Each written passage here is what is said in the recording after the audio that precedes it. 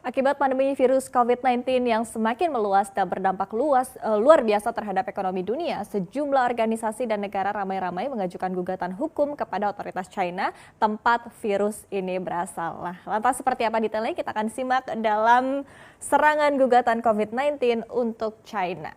Kita mulai dari negara dengan jumlah kasus dan angka kematian akibat COVID-19 terbanyak di dunia, yaitu Amerika Serikat, di mana ribuan warga Amerika Serikat di negara bagian Florida telah menandatangani class action meminta kompensasi dan pertanggungjawaban dari China atas pandemi COVID-19.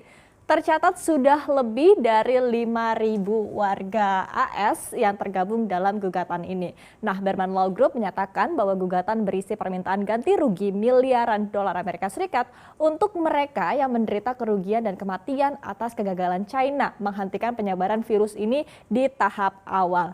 Kemudian gugatan action class juga diajukan oleh salah satu pebisnis di Las Vegas yang meminta ganti rugi miliaran dolar Amerika Serikat akibat pandemi ini. Nah, gugatan ini mengklaim bahwa pemerintah China telah menutup-nutupi pandemi corona pada awal kemunculannya sehingga virus corona menyebar ke seluruh dunia. Nah, China dituduh telah mengintimidasi dokter, ilmuwan, dan juga jurnalis untuk menekan informasi terkait COVID-19 dan membiarkan virus ini menyebar dengan cepat. Kemudian, tidak hanya itu, organisasi yang berbasis di Washington DC, Freedom Watch juga mengajukan gugatan class action dengan tuntutan sebesar 20 triliun dolar Amerika Serikat atas tuduhan China menciptakan coronavirus sebagai bioweapon atau senjata biologis. Kemudian, sebagai informasi di AS, tuntutan tidak hanya dilayangkan kepada China ya, tapi juga kepada Organisasi Kesehatan Dunia atau WHO yang turut digugat melalui class action di New York, dan WHO ini dituduh telah melakukan kelalaian besar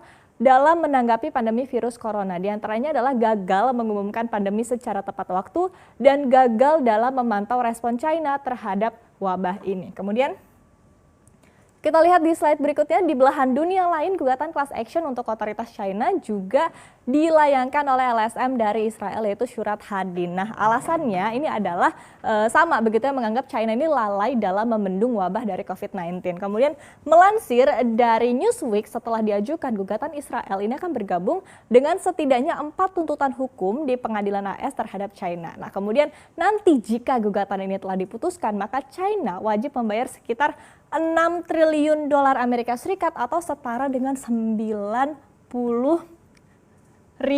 triliun rupiah. Bayangkan, ini artinya bahwa selain kedua negara ini, kemudian ada negara-negara lain juga yang tengah mempertimbangkan untuk tuntutan serupa. Di antaranya adalah Inggris yang mungkin akan mengajukan tuntutan ke PBB dan juga Mahkamah Internasional. Jadi melalui laporan dari lembaga The Henry Jackson Society, China ini dianggap menutup-nutupi informasi buruk terkait wabah ini pada awal kemunculannya. Kemudian lembaga ini pun menilai bahwa China kemungkinan harus membayar lebih dari 300 miliar euro atau setara dengan 7.000 triliun rupiah. Bayangkan ini jika gugatannya berhasil diputuskan. Kemudian kita akan lihat di slide berikutnya.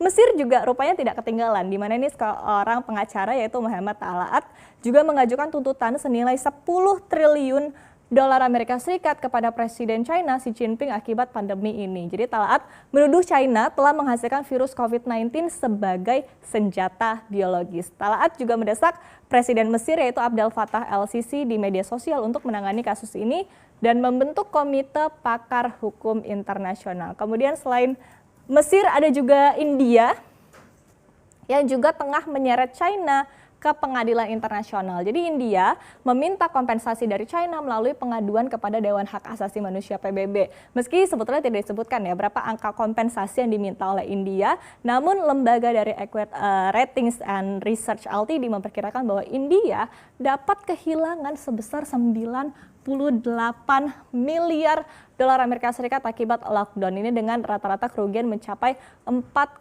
miliar dolar per harinya. Kemudian kita akan beralih ke Jerman, kita akan melihat di mana sebuah surat kabar di negara ini bahkan telah mengajukan tagihan kepada China ini sebesar 130 miliar euro atau sekitar 2.191 triliun rupiah akibat kerugian yang dialami oleh negara ini akibat COVID-19. Kemudian Kita lihat di slide berikutnya nih, menghadapi tuntutan yang bertubi-tubi khususnya yaitu tuntutan dari Amerika Serikat, China pun rupanya angkat suara. Jadi juru bicara Kementerian Luar Negeri China yaitu Geng Shuang ini menilai bahwa serangan tuntutan terhadap negeri ini tidak akan mampu mengembalikan waktu dan juga nyawa akibat COVID-19. Geng ini bahkan merayu Amerika Serikat dan mengatakan bahwa masyarakat AS ini harusnya dapat melihat jelas ya bahwa China bukan musuh mereka. Ia pun berharap agar orang-orang di AS ini dapat menghargai fakta, kemudian juga sains dan konsensus internasional, serta berhenti